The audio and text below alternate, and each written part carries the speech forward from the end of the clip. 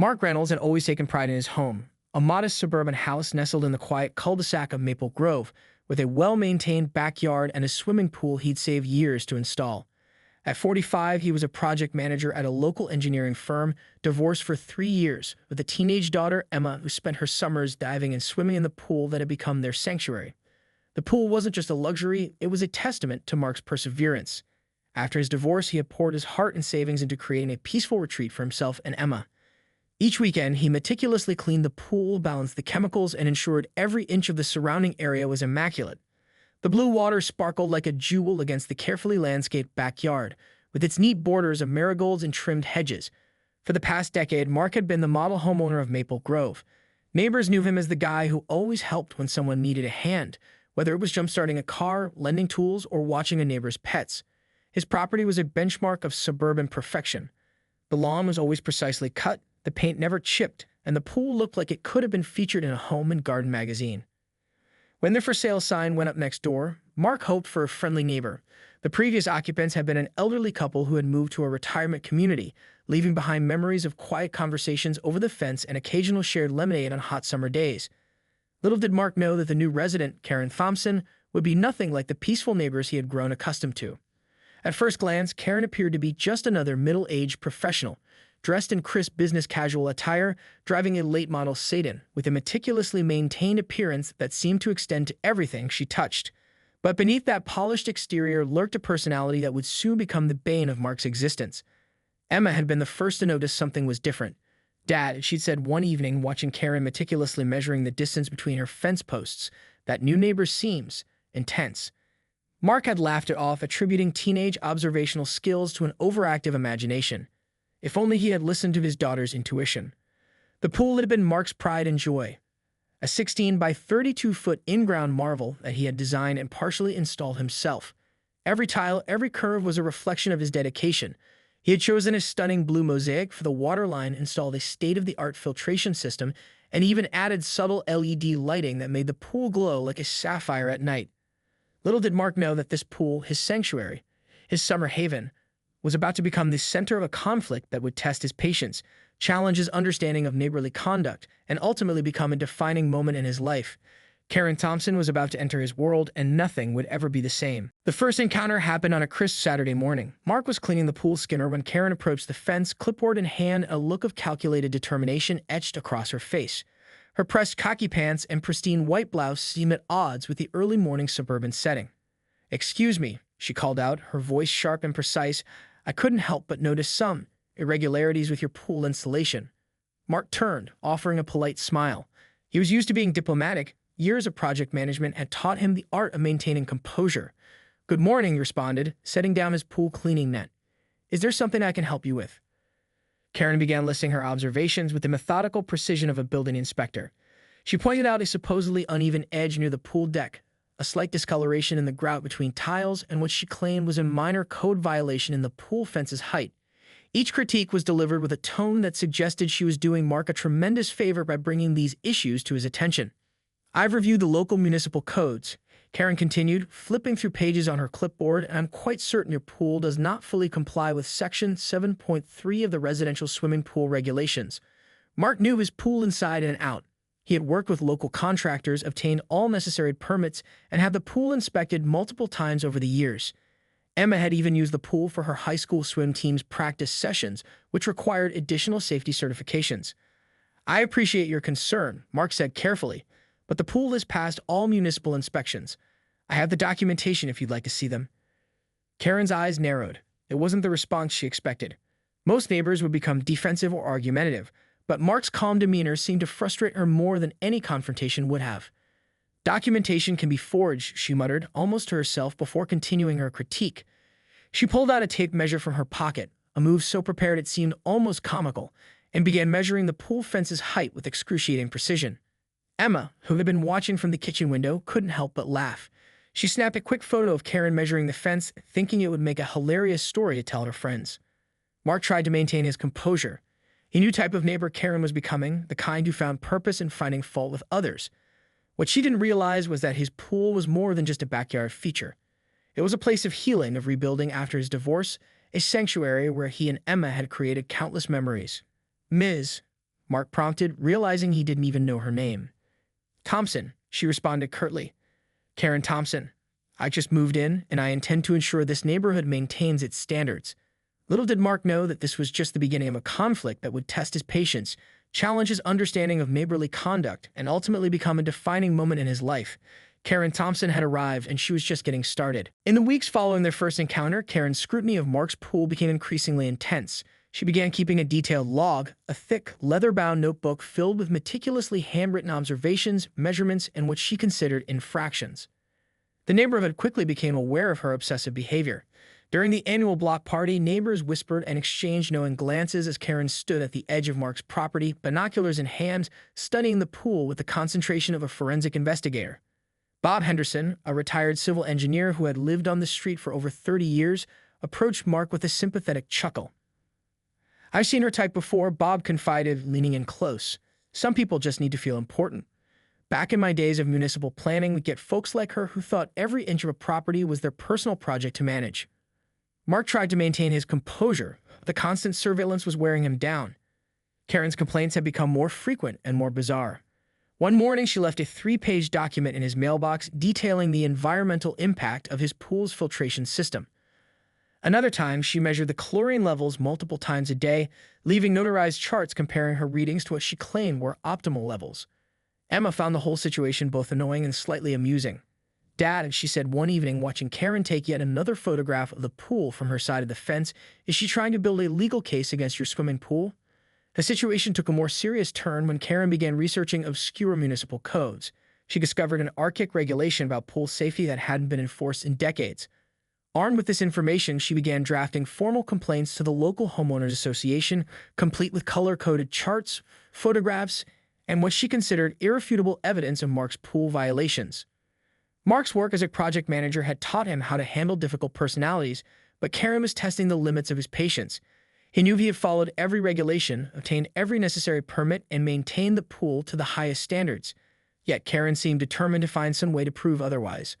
The breaking point came when Karen hired a private inspector at her own expense to conduct a comprehensive examination of Mark's pool. The inspector, a middle-aged man who looked thoroughly uncomfortable with the situation, meticulously went through every inch of the pool area. He measured, photographed, and took extensive notes, all while Karen watched with an expression of triumphant anticipation. When the inspector finished, he approached Mark with an apologetic smile. "Sir," he said quietly, careful to be out of Karen's earshot, "your pool is immaculate. I've been doing this for 25 years, and I've never seen a more well-maintained residential pool." Mark couldn't help but chuckle. The inspector's assessment was a small victory, but he knew Karen would not be deterred. She was the type of person who would find purpose in her perceived mission, regardless of the facts.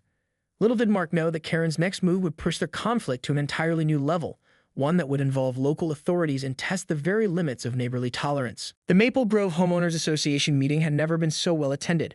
What typically was a sparsely populated quarterly gathering now looked more like a town hall, with nearly every homeowner in the neighborhood crammed into the community center's meeting room.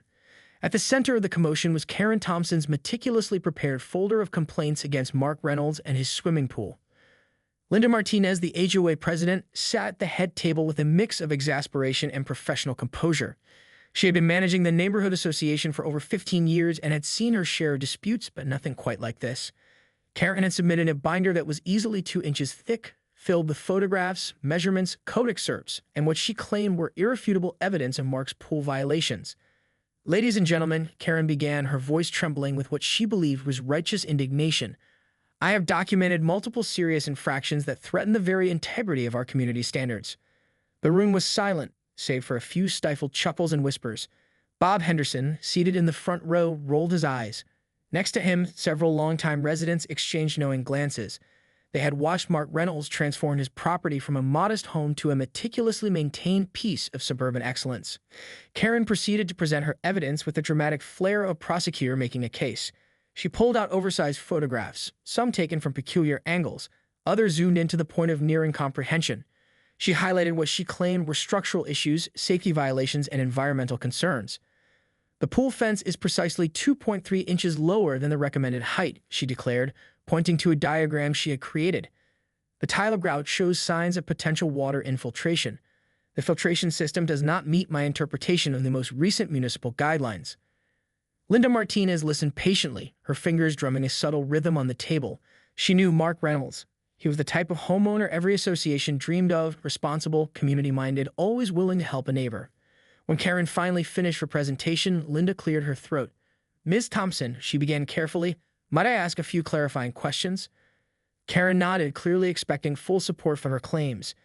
"These photographs," Linda continued, "were these taken with the permission of the homeowner? And have these potential violations been verified by a licensed municipal inspector?" The room held its breath. Karen fumbled for a moment, her confident demeanor slightly shaken. "Well, not exactly," she admitted. "But the evidence is clear." Bob Henderson couldn't contain himself any longer. He stood up, his years of engineering experience lending weight to his words. "I've known Mark Reynolds for over a decade," he stated firmly. "That pool has been inspected multiple times. It exceeds every single municipal and safety requirement." Other neighbors began to speak up. They shared stories of Mark's generosity, how he had helped repair Mrs. Thompson's roof after a storm, how he volunteered with the local youth swim program, how he consistently maintained the most well-kept property on the street. Linda Martinez made her decision quickly. "Ms. Thompson," she said, her voice firm but professional, "after a thorough review of your claims and consultation with our Community Standards Committee, we find no merit in your complaints. Mr. Reynolds' pool is fully compliant with all local regulations." Karen's face turned a shade of red that matched her carefully pressed blazer. This was not the outcome she had anticipated. Her carefully constructed case had crumbled in less than 30 minutes. As the meeting adjourned, Mark sat quietly in the back of the room, having been advised by his friends to let the process play out. Emma squeezed his hand, proud of her father's composure. Little did they know that Karen's defeat would only fuel her determination. Rejected by the HOA, she would soon find another way to pursue her vendetta, a move that would push their conflict to an entirely unexpected level. The afternoon sun beat down mercilessly, casting long shadows across Mark's meticulously maintained backyard. Emma was away at a summer leadership camp, leaving Mark alone to tackle his weekend pool maintenance. He moved methodically, checking chemical levels, cleaning the skimmer, and ensuring everything was in perfect order, a ritual that had become second nature over the years. Karen had been unusually quiet in the days following the HOA meeting. Mark had begun to hope that the matter was finally resolved, that she had accepted the community's verdict. But Karen Thompson was not the type to admit defeat easily. Around 2 p.m., she appeared at the property line, her approach more calculated than her previous encounters. She was dressed in what seemed like a purposeful uniform, khaki cargo pants with multiple pockets, a utility vest that looked more suited to a crime scene investigator than a suburban homeowner, and a wide-brimmed hat that cast a shadow over her determined expression. "I'm here to conduct a comprehensive pool assessment," she announced, her voice cutting through the peaceful afternoon. Mark turned, wiping his hands on a pool towel. "Excuse me," he asked, more out of genuine confusion than invitation. Karen pulled out a digital camera, a laser measuring device, and what appeared to be a professional-grade water testing kit. "Your recent HOA approval doesn't mean I can't document potential hazards," she declared, stepping closer to the pool's edge. "This is private property," Mark responded calmly but firmly. "You need my permission to be this close, and right now, you don't have it." Something in Mark's tone, a quiet resolve that came from years of managing complex engineering projects, seemed to agitate Karen further. She began taking photographs, her movements becoming more aggressive. The camera's shutter clicked rapidly, capturing every angle of the pool, the deck, the surrounding landscaping. "I'm documenting everything," she muttered, more to herself than to Mark. "Everything." The neighborhood watched. Bob Henderson from next door casually watered his front lawn, heaping a watchful eye. The Rodriguez family, whose children Mark had helped with swim training, paused their weekend barbecue to observe the unfolding drama. Karen moved closer to the pool, her measuring device now scanning the fence height, the deck's surface, the water's edge. Each measurement was accompanied by a muttered notation in a small notebook she pulled from her vest pocket. Mark knew he had two choices: escalate the confrontation or maintain his composure. Years of professional training had taught him that emotional reactions rarely solve problems. But Karen was testing the very limits of his patience. "Ms. Thompson," he said finally, "you need to leave. Now." But Karen seemed lost in her mission. She leaned precariously close to the pool's edge, her expensive camera extended over the water, seemingly oblivious to the potential consequences of her actions. It happened in a moment. A slight loss of balance, a sudden movement. Karen's foot slipped on a slightly damp section of the pool deck. For a split second, time seemed to stand still. Then, with a surprised yelp, she tumbled toward the pool, camera flying from her hands. Mark, despite the weeks of harassment, acted on pure instinct. He moved quickly, reaching out to prevent her from falling directly into the pool. His hand caught her utility vest, pulling her back from the complete disaster of a full immersion splash. Karen stood there momentarily stunned. Her carefully prepared equipment was scattered around the pool deck.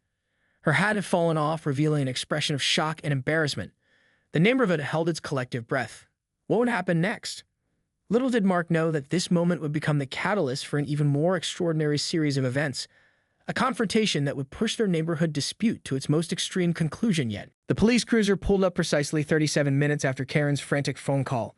Two officers emerged, Officer Rodriguez, a seasoned 10-year veteran with a calm demeanor, and Officer Thompson, a younger officer still learning the nuances of community policing. They approached Mark's property with the measured caution typical of law enforcement responding to a residential dispute. Karen stood near the property line, her wet clothes and disheveled appearance a stark contrast to her usually immaculate presentation. She had changed into a fresh outfit, a crisp white blouse and pressed khaki pants, but the remnants of her earlier mishap were evident in her still damp hair and the mud stains on her shoes. "He assaulted me," Karen proclaimed dramatically as the officers approached, pointing at Mark. "I was conducting a legitimate safety inspection and he physically attacked me." Mark stood on his pool deck, maintaining a calm composure that spoke volumes about his professional background. His engineering training had taught him the importance of remaining composed under pressure. Emma, who had returned home from camp early, watched from the kitchen window, her phone subtly recording the interaction. Officer Rodriguez approached Mark first, his experienced eyes taking in the scene. "Sir, we received a complaint about an alleged assault. Can you tell me what happened?" Mark carefully recounted the events. He explained how Karen had trespassed on his property, how he had attempted to prevent her from falling into the pool when she lost her balance, and how he had actually saved her from a potentially dangerous fall. "I have security camera footage," Mark offered calmly, gesturing to the discrete cameras positioned around his property, "and several neighbors who can corroborate my account." Bob Henderson, true to form, was already walking across his yard. The retired civil engineer had been watching the entire encounter and approached the officers. "I saw everything," he stated firmly. Mark Reynolds did nothing wrong. In fact, he prevented the woman from seriously injuring herself. Karen's face turned a shade of red that matched her mounting frustration. She pulled out her folder of pool violations, attempting to demonstrate her righteousness. "Look at these documentation of code violations," she insisted, thrusting the papers toward the officers. Officer Thompson carefully examined the documents, his trained eye quickly recognizing the difference between legitimate concerns and baseless complaints. He glanced at his partner, who was reviewing the security camera footage Mark had offered. "Miss Thompson," Officer Rodriguez said finally, his voice firm but professional, "it appears you were trespassing on private property. Mr. Reynolds actually prevented you from potentially serious injury. Furthermore, these so-called violations have already been reviewed and dismissed by the local homeowners association." Karen's jaw dropped. This was not the outcome she had anticipated. Her meticulously planned attack on Mark's property was crumbling before her eyes. "I want to file a formal complaint," she commanded, her voice reaching a pitch that drew looks from neighboring properties. Officer Rodriguez remained calm. "Ma'am, filing a false police report is a serious offense. Based on the evidence we've seen, we have no grounds to take any action against Mr. Reynolds." As the officers prepared to leave, Mark stood silently, a mixture of frustration and relief washing over him. Emma emerged from the house, standing beside her father in silent support. Karen was left standing alone, her carefully constructed narrative of violation and injustice completely dismantled. The neighborhood watched, a collective sigh of relief almost audible in the summer air. Little did they know that Karen's defeat would only fuel her determination. This was far from over.